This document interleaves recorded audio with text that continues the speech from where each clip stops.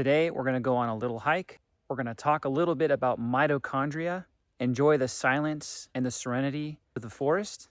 And in the end, I have some interesting facts about woodpeckers. So if you can get out wherever you're at, or if you're stuck at home on your device, you're warmly welcome to join me. Good morning, or whatever it is for you. This is a little project I'm doing, some baseboards in our RV. Maybe you can hear it. I got the heater going on, but it's actually going to be a nice day. So this morning's a little cool, but it's going to be in around 65 where we're at, which is pretty nice, especially for wintertime. Anyways, come along with me as we take a little hike for the day.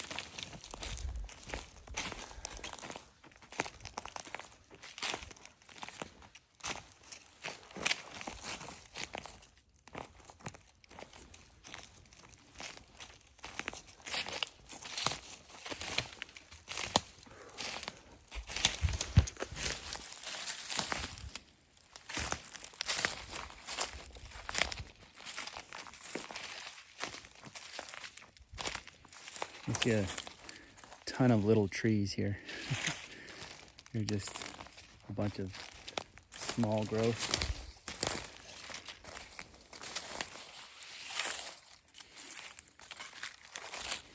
I'm curious if anybody's heard about this concept, which makes sense to me, how the trees' roots aren't the only thing that's helping the trees get nutrients and water, but it's also the mitochondria inside surrounding the roots. And it allows for the root system to take up the nutrients, but also to communicate with each other in some way. I don't know if there's, different trees communicate this way with each other and help each other, or if only the same species of trees help each other this way, but they communicate with each other over long distances, like very long distances, and they'll communicate if one of them is suffering from something, maybe a lack of nutrients, a lack of something. They'll be able to send those nutrients through the system underground of the fungus. So it's not the root systems per se, it's also, and especially, the fungus, which is the mitochondria. And that is interesting too, because what I've read, how amazing these little trees that I'm surrounded by right now. I'll just show you. There's a lot of little trees here. You could really see it here. I'm just covered in them right now. They are fed and nurtured by their parent trees or other trees surrounding them too, not just their parent trees. When the forest is clear cut, they do a huge section of just like taking all of the large trees off for lumber. They found over the years that it's not healthy for the forest, obviously, for many reasons. These large trees were not able to, obviously because they were cut down, send their nutrients to other trees. And so when they would replant these baby trees down there, there's nothing for these baby trees to really flourish like they do next to the large trees. So they were all by themselves struggling with the nutrients that were just in the ground without the communication of these larger trees, which is fascinating. And then I wonder too, like in a forest fire, you think of a forest fire being so devastating, but it's not as bad as when they clear cut a forest. But yet it's worse when you think about it, because if the large trees die in a forest fire, does that necessarily mean that the mitochondria is adversely affected as much as if all the trees were cut down? I don't know. What do you think? Put your comments down below. Anyways, there's a lot to think about and appreciate. Really, this is why we're here in the forest. Not just to say, oh, that's just another tree. One of the things I did in my last video is I went on a backpacking trip in August, and I just uploaded it yesterday. One of the things I realized is, and I'll just kind of keep walking too. It was September when I went back with my wife. And I knew I wanted to go back at the end of September because where we were in the Eastern Sierras was all of the aspen trees. It's called trembling aspen. And they're just this beautiful yellow color, right? So why is it that we go on a backpacking trip and we're seeing all these beautiful trees and they're all the same trees, right? Why is it when we turn the bend, it's like, oh, look at that view, let's take another picture. And then we do the same thing. Oh, there's another picture. Well, they're the same trees and the same in the different pictures. But why are we taking pictures of different views of the same tree? It's because everything in nature changes. Every view is beautiful and unique. So even though they're the same type of view, it's different and it has its own unique beauty. And so if we don't see ourselves that way, like we're always this way and no matter what, we're always going to be this way, we're always changing with the people we are around, the experiences we have shape us constantly. And then the trees are the same way. So whenever I go out on this property and I walk around, I constantly am noticing things I've never seen before. And a lot of people will disagree. It's the same place. Why don't you want to go somewhere else and hike somewhere else and just enjoy that? And then why do you keep every day almost coming to this same place? Because I'm not looking at it that way. I'm looking at it from a totally different way where I am connecting to something, where I am connecting myself and committing myself not to just focus on what I have to do or what I want to do. I'm making time for myself and nature. And if it's right outside my front door, guess what? I'm going to find something that I appreciate. When it comes to the outside world, we often get distracted from focusing on the simplest of things. That fundamental truth of appreciating what we have, keeping life simple, grounding ourselves in nature. Why not take time to look for something? I'm guilty of it too. I don't feel like doing it, Well, open the mind, open the heart. Try to reconnect in quiet. Do you hear that bird?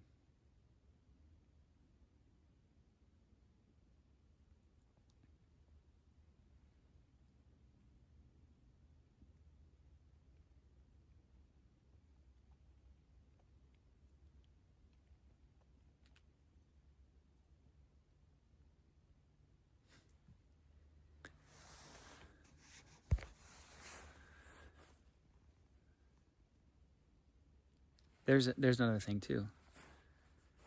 When you're out here, you notice when you slow down, you'll hear the rustling of the leaves. I don't have a great microphone right now, but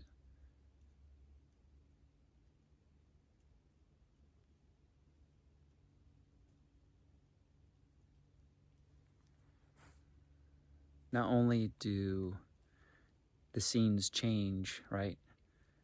But you're able to enjoy the sun coming through the trees. I am. And not just through my camera.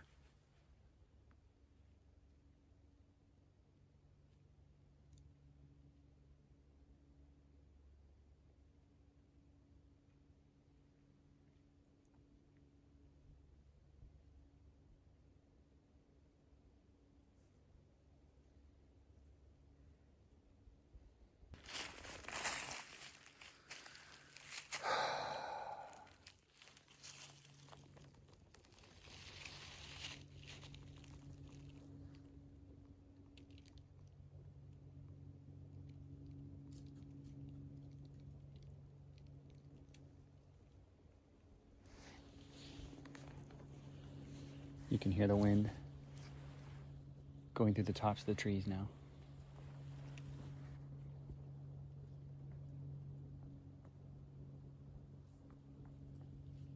I hope you can hear it, but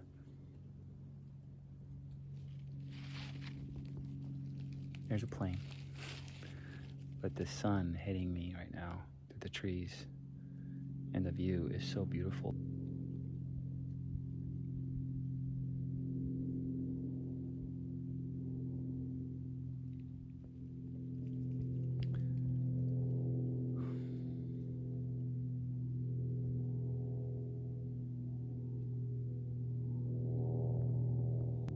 It's just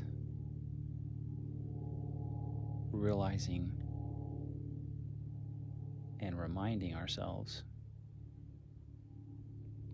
that we've been given something so beautiful.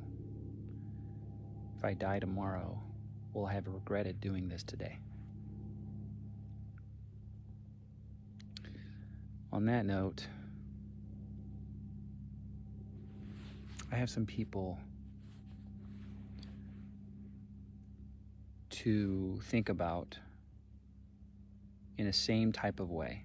People who I have been disappointed with, including myself, but to hold compassion for myself and others when disappointed. So in a same manner of going out here and just taking a moment, pausing, finding some calm in my day.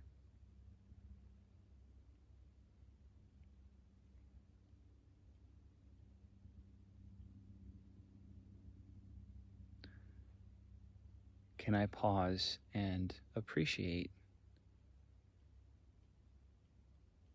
the people that if I died tomorrow, regret thinking about them today?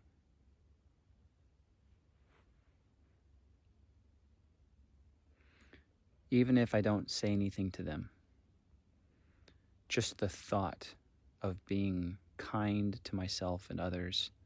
If you tend to talk negatively to yourself, subtly, I do sometimes. I'm not a very good friend to myself sometimes. So if that's the case, why not silently take in something we've accomplished that we appreciate, that we're grateful for? So this is nothing new. I'm not saying anything that you probably didn't already know. I'm just trying to motivate myself and encourage others to reflect more, because I'm guilty of it too. People don't reflect enough. And sometimes our to-do list is so long, it's hard to get ourselves out of that list. Get our minds, our emotions out of that list and stop being overwhelmed for a little bit and calming ourselves down.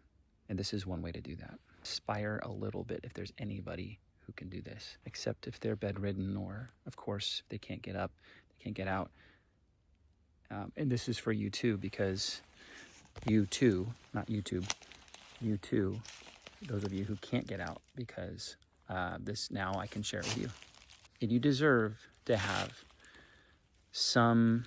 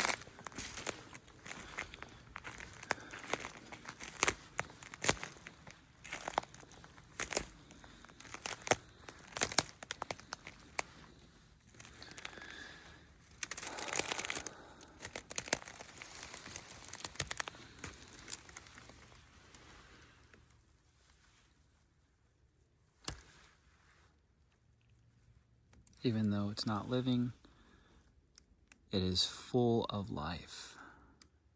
There's a lot of fungus growing, as you can see, different colors.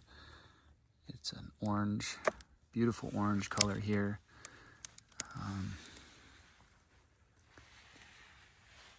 There's moss growing all around it.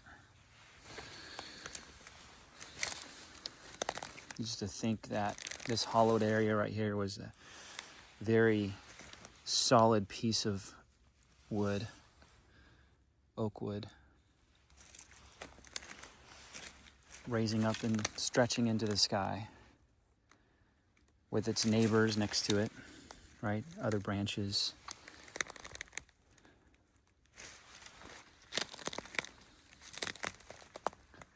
It's fascinating to see also how animals, such as this woodpecker or whatever it was, it looks like a woodpecker to me because we do have woodpeckers here, that life is using this too, right? Checking for insects.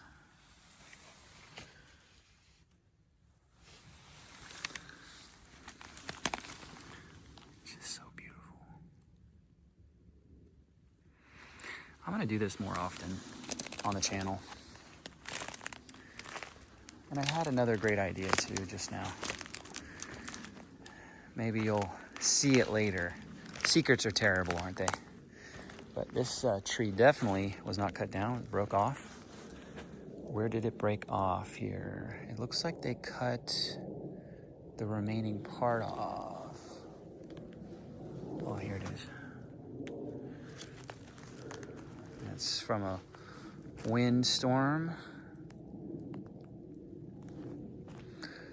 In fact, and that broke off in two pieces too. That must have been from the last storm because I don't remember this tree here. So it was a dead tree already.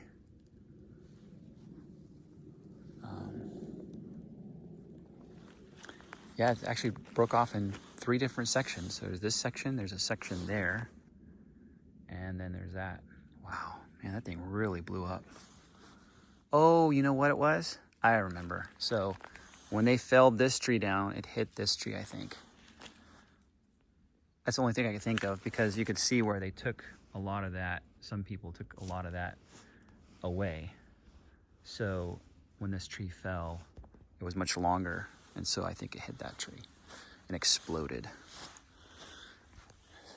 See, that was kind of fun. Oh, what do we have here?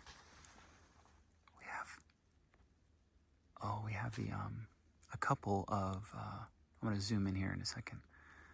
Woodpeckers. I think it's a woodpecker.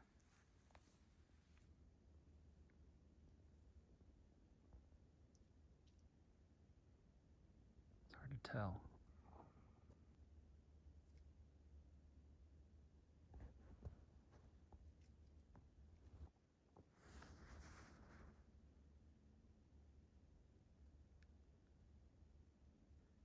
He is so cute. See his red head barely.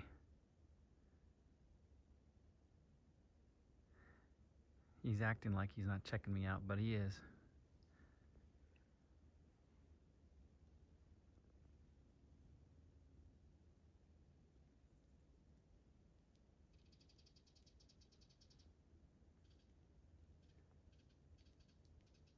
There he goes, hammering away.